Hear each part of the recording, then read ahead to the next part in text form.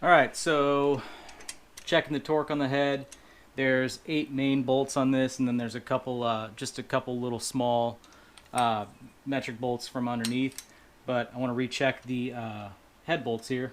So I'm going to start off, I've already kind of tested them to 200. I've tested them to 250 inch-pounds, which is still below the torque spec, and about half of them moved. So now I'm going to go for 300, and we will see how that goes. We got a little motion there. There's 300 on that one. Do one. That one's good.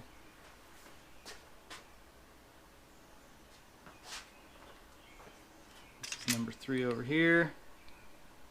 See, that one's moving. Moving a lot.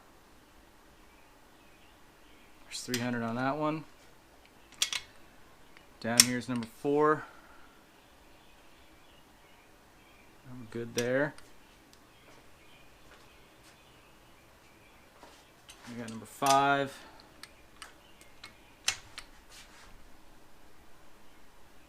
We got 300. 300.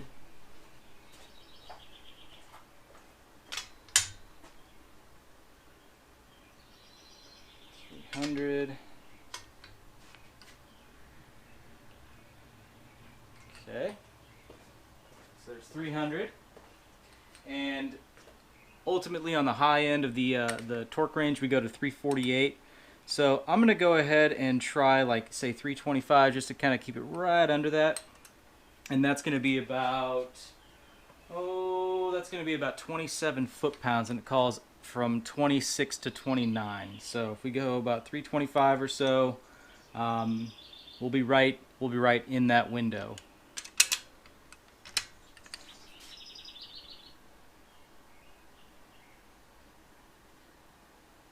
That's 325.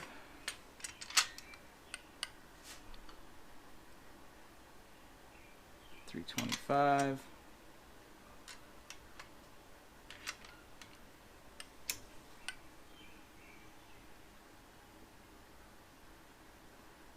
$325. I'm gonna get on that one just a little bit more. Ah, 12 point.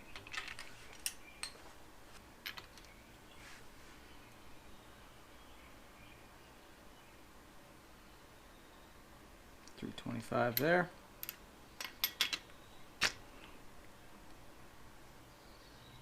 $325. All right.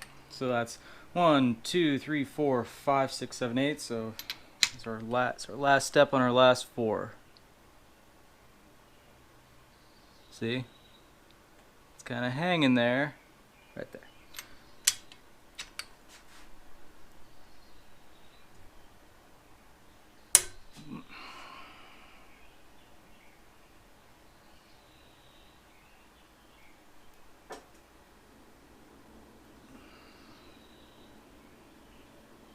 There's 325.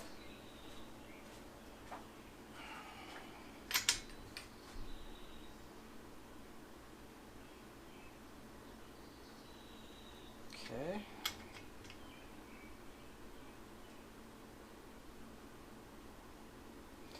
All right, so we actually got most of them to move on 325, but right now it should be within spec.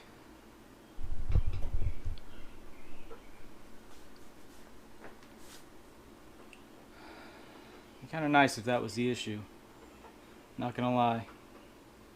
So now I'm going to I have the bike actually supported on the jack, and I have the rear wheel in the air, because this thing, there is an access point where you can rotate the engine over behind the right side cover, but I don't feel like trying to reseal that one, so I'm just gonna click this thing up into gear, rotate the back tire, and watch where the camshafts are, and then from there I will check valve clearance, and then I will force air into the cylinder and make sure it's not blowing by either intake valve or exhaust valve, or if it's blowing by the rings, we should hear it in the PCV crankcase somewhere.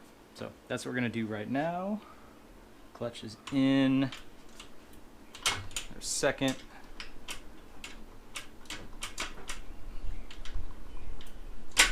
third, fourth, fifth, sixth. All right. Cut our zip tie. So now I'm going to be watching the camshafts here. See that intake valve starting to open. You see the lobe down there. Exhaust valve's fully closed.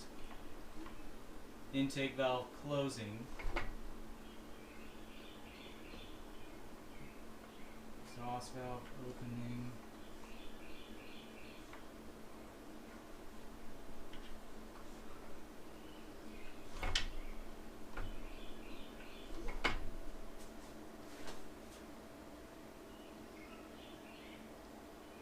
I'm going to roll it backwards just a hair.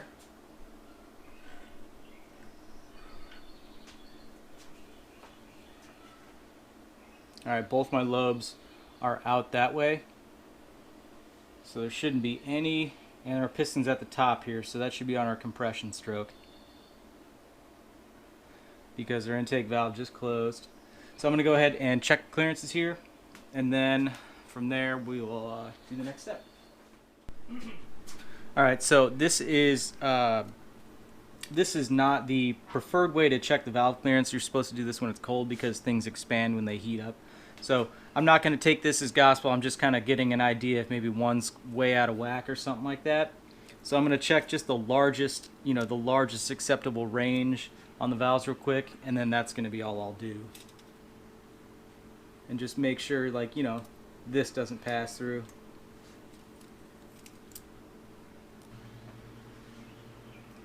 Now I can see that the exhaust valve on cylinder 2 is actually completely closed, so I'm going to check that as well. Same test.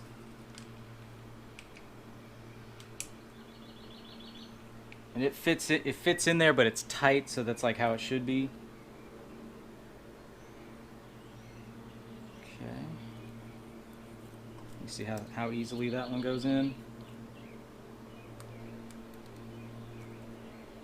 And yeah, I can fit it in on the exhaust on this side. But again, it's tight, so I'm going to keep the valve cover off, and then tomorrow morning we'll have a fresh start when the bike is cold, and we'll do all those checks over again. But this is just going to get me in the ballpark. Okay, so I want to try to see if this thing's blowing by any of the intake or exhaust valves, and then maybe past the head or something like that, past the rings too much. So I've got my compressor dialed down to 50 psi. I'm going to go ahead and I've already removed the Schrader valve in here. I'm going to go ahead and feed this into the head. Now I also have the rear wheel locked in place in 6th gear. The piston's at top dead center, but the the valves are closed. They should be closed. So I just bleed off their line pressure here. Okay.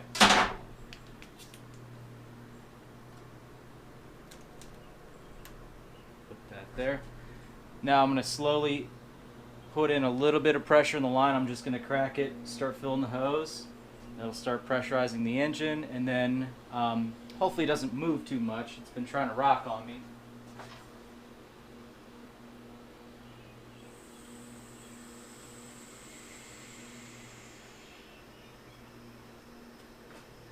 Alright, so I've got 50 psi in here.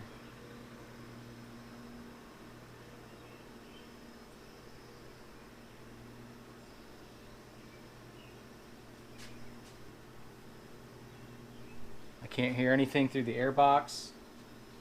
I'm going to hold my head up to the exhaust here. I've got nothing there.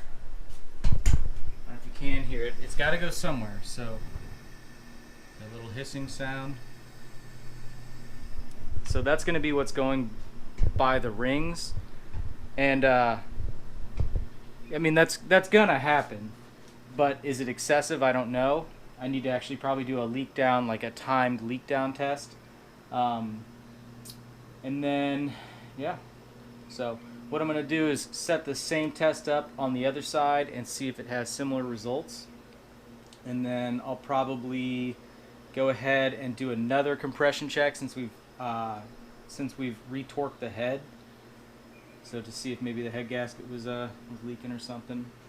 But after that, we're going to go ahead and wait till tomorrow morning when the bike is cooled off, and we'll do all those checks over cold.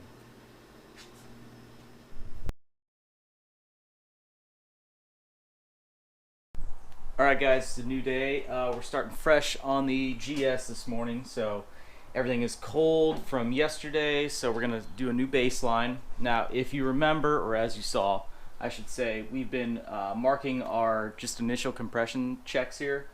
And left cylinder, when it was hot, 125, right cylinder, 140. Now, after the bike, I'd been working on it a couple hours. I did another compression check after I retorqued the head, and we had 145 just dead nuts between the two cylinders. I don't know. So I'm going to go ahead and do a cold compression check, see if there's any kind of variance in that, and then depending on what we find there, well, maybe we'll go a little bit further. So ideally we would still see the same number between the two cylinder here, but we might, we won't know until we do it. I do need to go and I want to do a proper leak down test. I mean, the one I did, I was pressurizing the cylinders and trying to listen for where the air was bleeding out at, but I don't actually get to see on a gauge maybe the percentage or the rate at which it's leaking out. So, and that can be that's the big determining factor. So we'll try to do more of a proper leak down today, as well as checking the valve lash, stuff like that. So I'm going to go ahead, roll it over, compression check it, check the valve lash once again, and just make sure it's where it needs to be. So here we go. Okay, here we go. Same exact test as yesterday.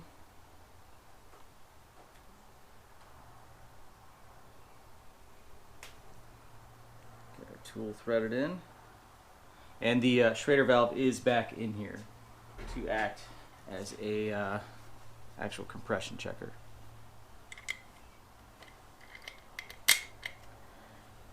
Alright, clutch is still zip tied from yesterday. Choke is off, throttle open. Here we go.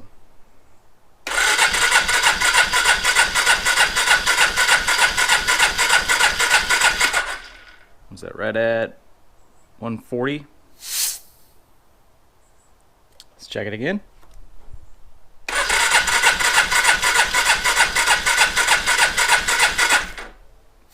$140 again.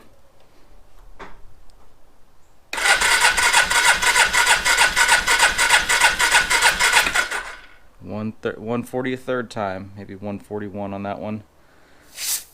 So that's good.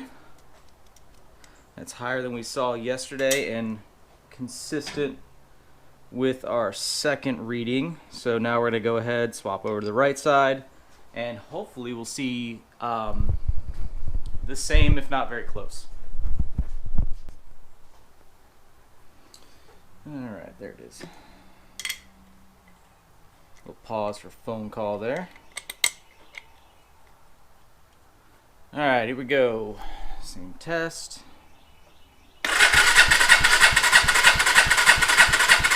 Ooh, okay, 145, maybe 144 or so.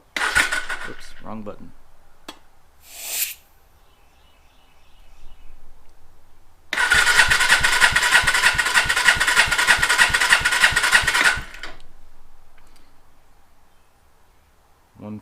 Like 142, 143, right in the same spot.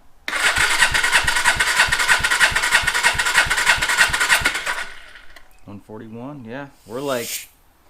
We are quite balanced between the two cylinders, which I like to see. Now, that doesn't mean we have fixed our problem. We still have to TD the bike and just make sure we see if we can duplicate that issue again. So I don't know. But for now, I'm going to go ahead and check the valve lash. Then we'll put it back together. We'll ride it, and then see if it still screws up. And then I'm still going to go out and I still want to do a leak down test, which I should probably do that before we ride it. That's another thing. So, yep, I'll do a leak down test first. Then we'll put it together. We'll ride it. Anyway, we'll figure this out. We're in this together. Alright guys, so here we are with the leak down test. Now, you saw me kind of trying this just with my compressor alone, just to do a quick test on it, and I kept fighting the bike trying to move on me and the engine trying to rotate. Anyway, even locking it down with the back wheel, still just try to move the bike and move the cam. So anyway, don't hate on me. Cut a piece of aluminum, just the width of the cam gear teeth here. Now, I did aluminum specifically so it's softer than the steel, so there shouldn't be any residual damage here. But I did that to try to lock it in place. Now, I've seen, you know, this isn't very different than some aftermarket tools in their basic operation to just lock things in place. So this, I locked the cam in place on top dead center on the right cylinder on the compression stroke, and we're gonna go from there. So I've already set up. I've already dialed in my gauge. I'm going to go ahead and set the camera down. Okay, so I've got 100 psi into my line held at the regulator. I've tested it. I've zeroed out this gauge, so it comes back to 100. Connect this gauge here, or the line. And just as before, I can hear it just within the engine. You can hear it, you know, in your oil dipstick, and that's almost dead on. No significant leakage there. So I tested the other side. It's the exact same thing. So that would lead me to believe that the rings are still good. They're seated. So no significant leakage, which is good. You're supposed to have a little bit, and that's fine. But I'm not hearing anything out of the intake or exhaust.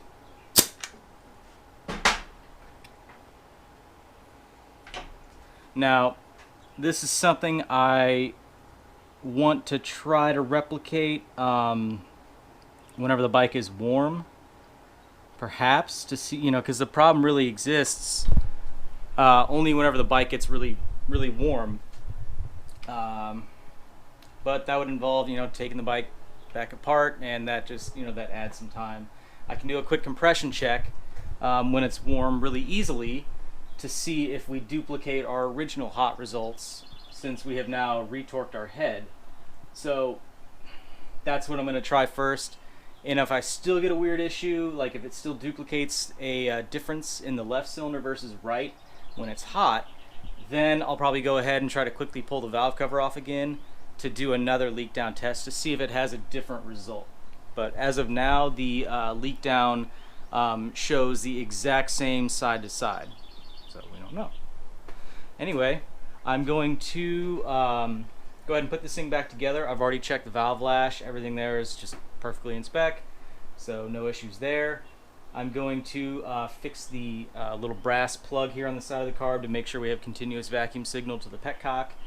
Get it back together, fire it up, go for a ride, get it hot, see if we can get it to screw up. That's where we're at.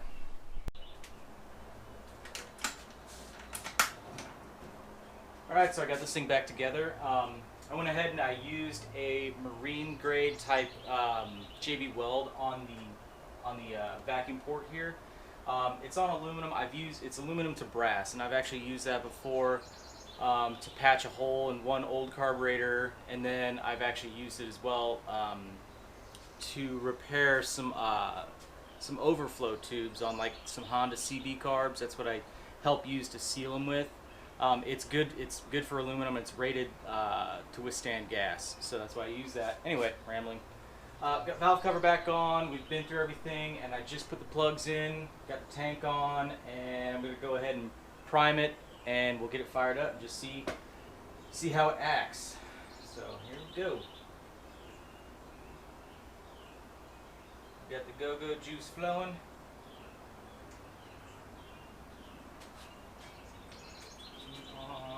No, we're not in neutral. Whoa!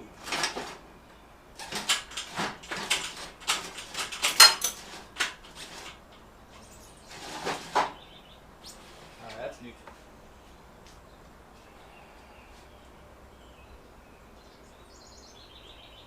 Alright, full choke.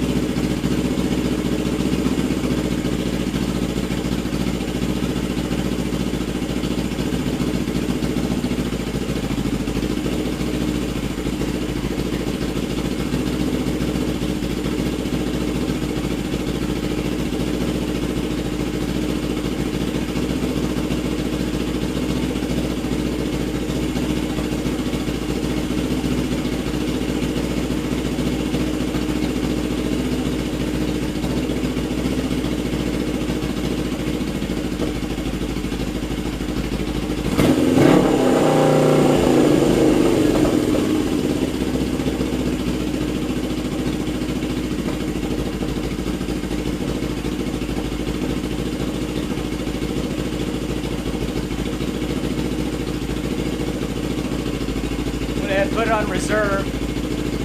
There wasn't anything flowing in the tube, but now it's immediately flowing.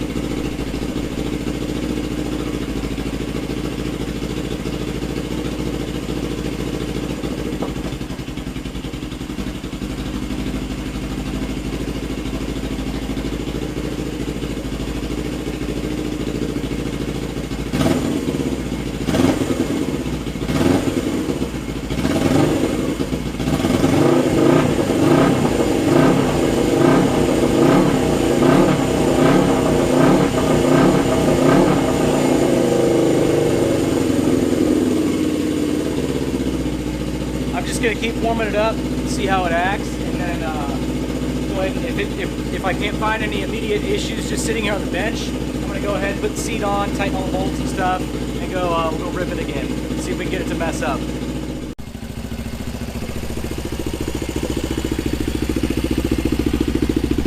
It's been running for about 5 minutes, not just idle, and I rode around the block and stuff.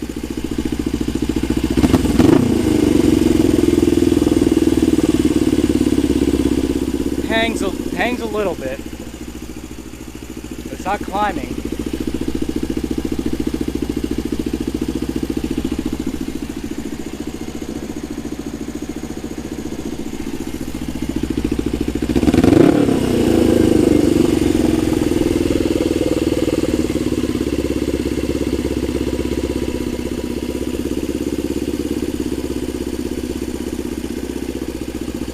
Might still be just like a hair lean. I'll keep working on it. Alright, so this thing's been properly warmed up. I'm going to go ahead and do a hot compression check. See if there's any variance here between the two cylinders. And we'll see where we're at.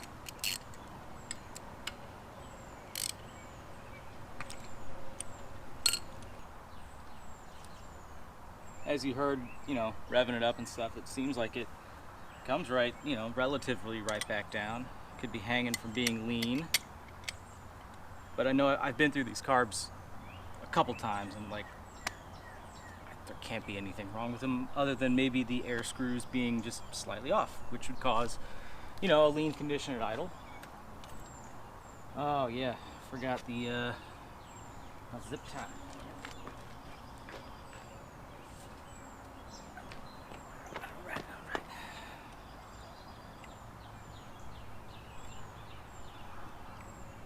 Okay. Throttle. I don't know if you guys can see that.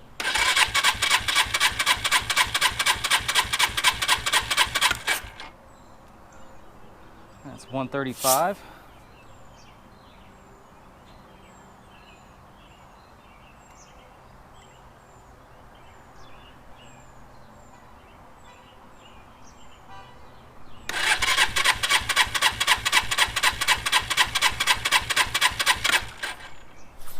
135 again.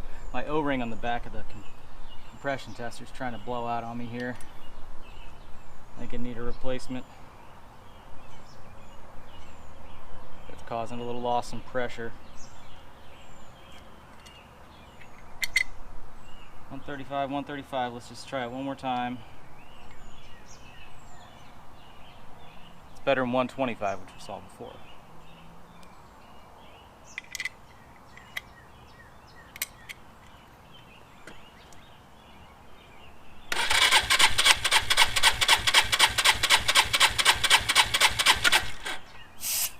That one almost got 140. Again, that O-ring's giving me a little trouble right now. Go to the other side.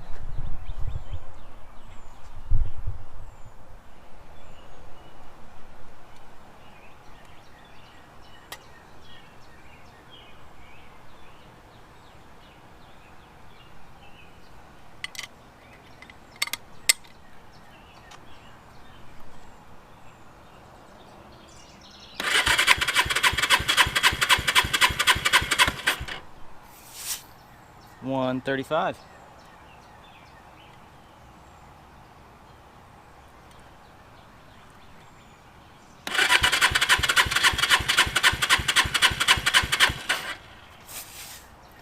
Two for two, 135.